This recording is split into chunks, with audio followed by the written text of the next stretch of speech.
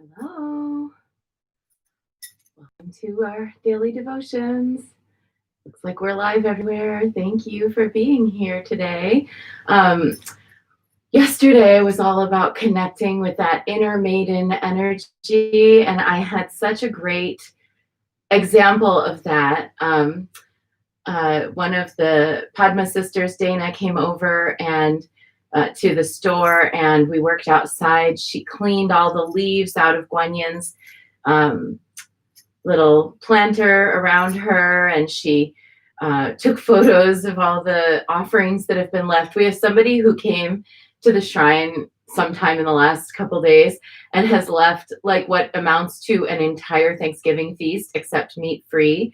There's like a pile of persimmons, and there's a pumpkin, and there's mushrooms, and there's like all kinds of little like foods and things like that were left there. So whoever brought Thanksgiving to the outdoor shrine for Guanyin, thank you so much. She is, receiving it.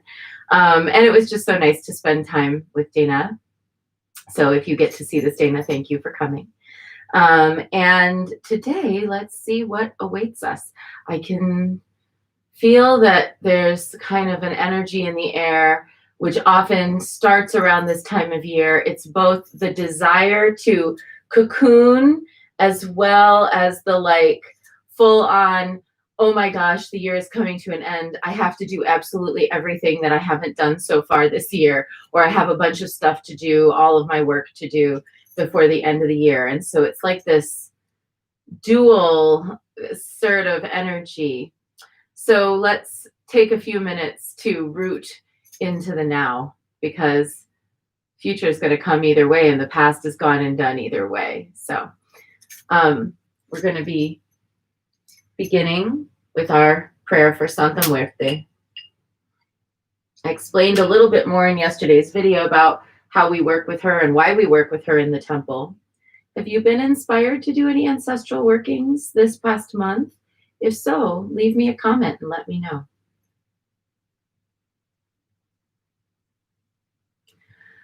Madre mía, Santa Muerte, ante las dificultades de la vida, ayúdame.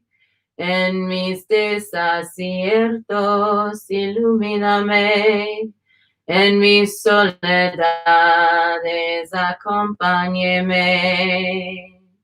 En las horas difíciles, consuélame. En más tentaciones, defiéndeme. En las penas y tristezas, fortaléceme. Con tu inmenso poder, protégeme. Con tu infinito amor, ámame. Con tu gran bondad, mírame. Con tu mano providente, guíame. Así sea por siempre. Amen.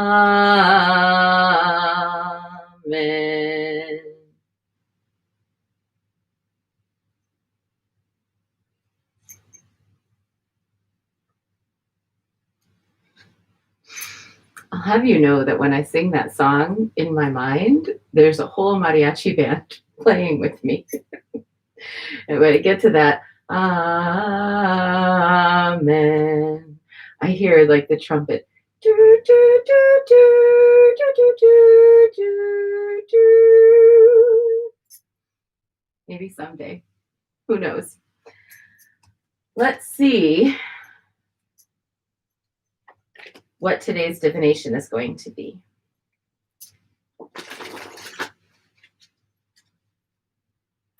We're in the last week of working with the Jade Oracle, the Oráculo Jade, by Veronica Iglesias and Key and Ramona Snoteo. And this month, they just came out with a small version. So the cards that you're seeing me with today and this month are the large version, but they have a small version. If you like little tiny decks of cards, Oh, today is Ometeatl, Ometeatl. And there's different ways that this is translated. Omesihuatl, Ometecutli.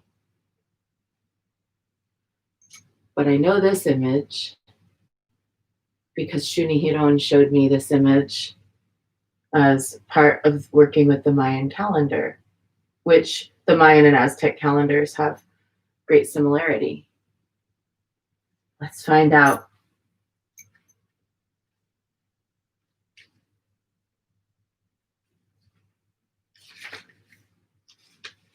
Ometeotl.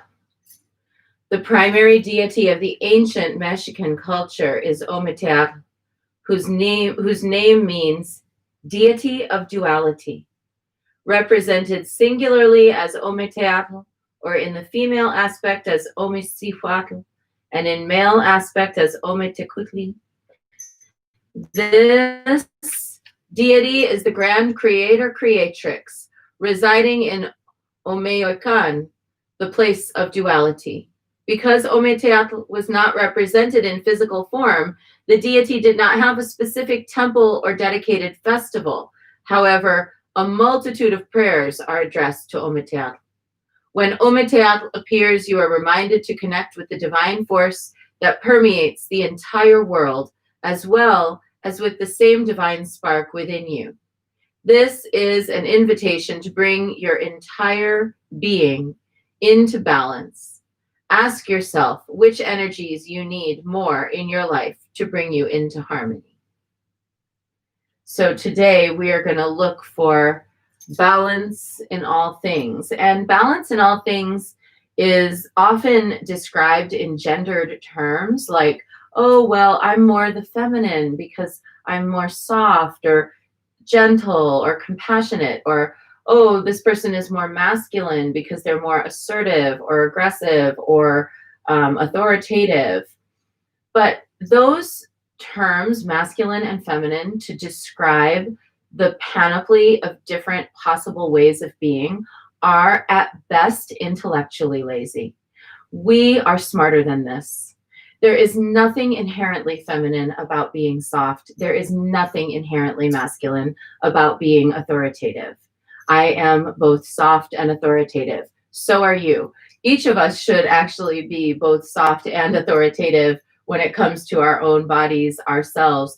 Soft in that we can love, we can forgive, we can accept, we can care, but authoritative as in setting boundaries, having clear and decisive plans of action, making crystal clear choices, and being willing to say out loud what's on our minds.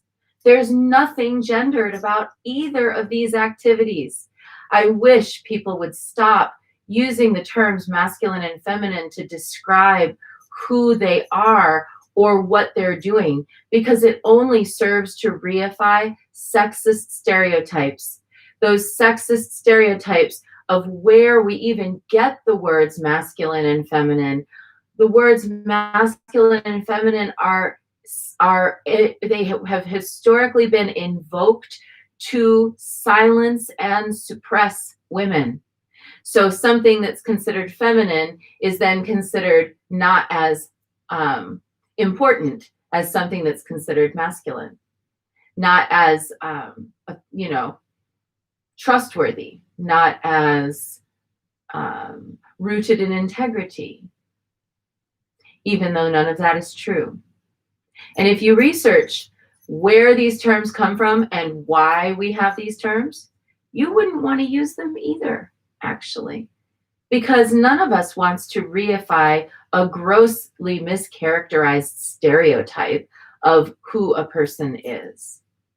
So today, with Ometeotl and the concept of inclusive balance that each of us has within us, the whole range, the whole enchilada, the whole possibility of being who we are, and that none of that has anything to do with our sex.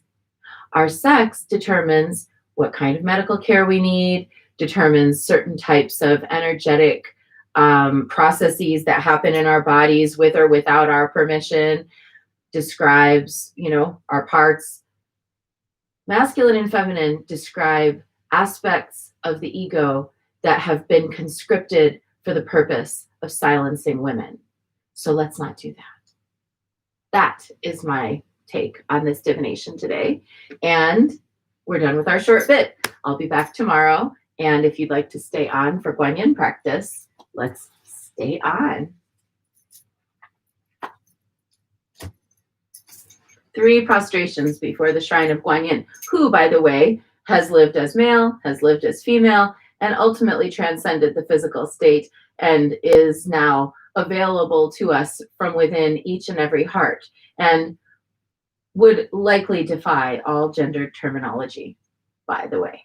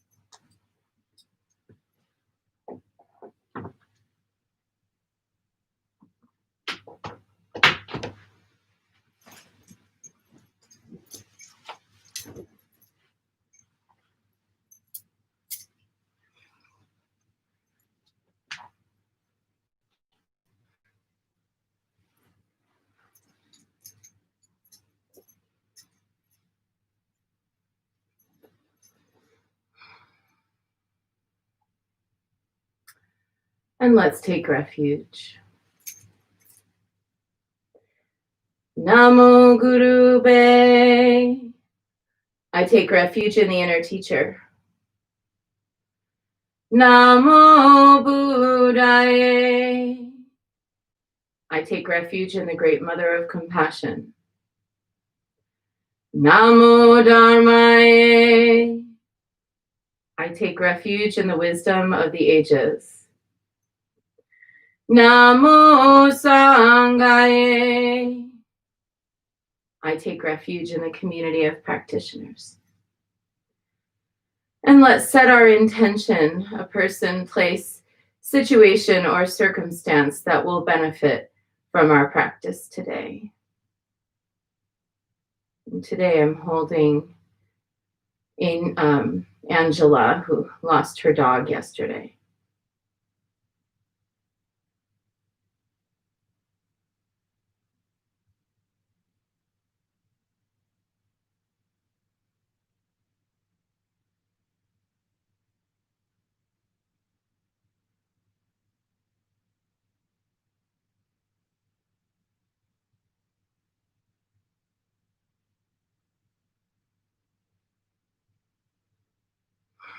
And let's recite the 4 immeasurables.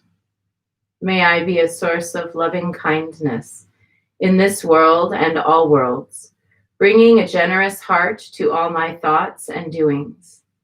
May I be a vehicle of compassion in this world and all worlds, ever mindful and aware of the tremendous suffering of others. May I be a brimming vessel of joy in this world and all worlds, delighting in the happiness of others as their suffering is alleviated. May I be a balance point of equanimity in this world and all worlds, seeing all as equals and all as deserving of goodness. Let's make our offerings.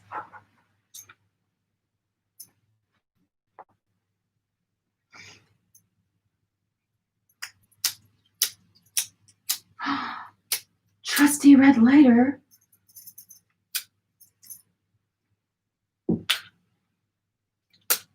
I can't believe it. That lighter has been doing its job for a long time. I light this candle as a symbol of the enlightening Dharma way. May it shine brightly for the benefit of all beings. I light this incense as an offering for Guanxi Yin, she who hears the cries of the world, mother of all.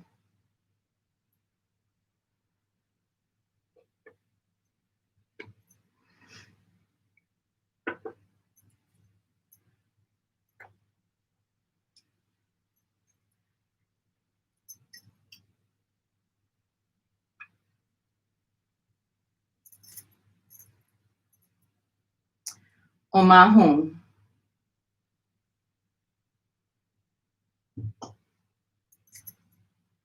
Omahum. Omahum. Omahum. Omahum. Omahum. Omahum.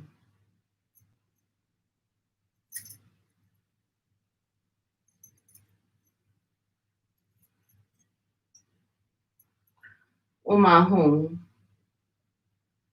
Omahum. Omahum. Omahum. Omahum. Omahum. Omahum.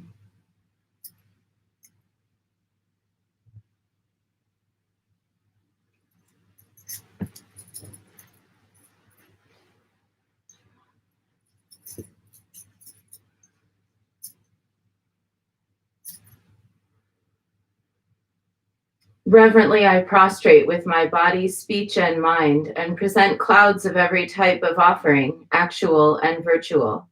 I confess all my destructive actions accumulated since beginningless time, and rejoice in the meditation of all holy and ordinary beings. Please, Guan Yin, remain until the end of samsaric existence, and turn the wheel of Dharma for sentient beings. I dedicate my own merits and those of others to the great enlightenment.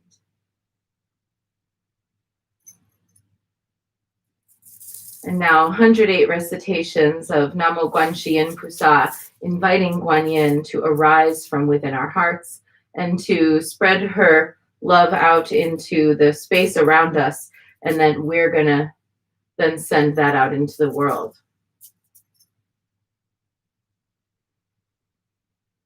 Namo Guanxi Yin Pusa, Namo Guanxi Yin Pusa, Namo Guanxi Yin Pusa, Namo Guanxi Yin Pusa, Namo Guanxi Yin Pusa, Namo Guanxi Yin Pusa, Namo Guanxi Yin Pusa, Namo Guanxi Yin Pusa. Namo Guanxi Yin Pusa, Namo Guanxi Yin Pusa, Namo Guanxi Yin Pusa, Namo Guanxi Yin Pusa, Namo Guanxi Yin Pusa, Namo Guanxi Yin Pusa, Namo Guanxi Yin Pusa, Namo Guanxi Yin Pusa. Namo Guanxi Yin Pusa, Namo Guanxi Yin Pusa, Namo Guanxi Yin Pusa, Namo Guanxi Yin Pusa, Namo Guanxi Yin Pusa, Namo Guanxi Yin Pusa, Namo Guanxi Yin Pusa, Namo Guanxi Yin Pusa. Namo Guanxi Yin Pusa, Namo Guanxi Yin Pusa, Namo Guanxi Yin Pusa, Namo Guanxi Yin Pusa, Namo Guanxi Yin Pusa, Namo Guanxi Yin Pusa, Namo Guanxi Yin Pusa, Namo Guanxi Yin Pusa. Namo Guanxi Yin Pusa, Namo Guanxi Yin Pusa, Namo Guanxi Yin Pusa, Namo Guanxi Yin Pusa,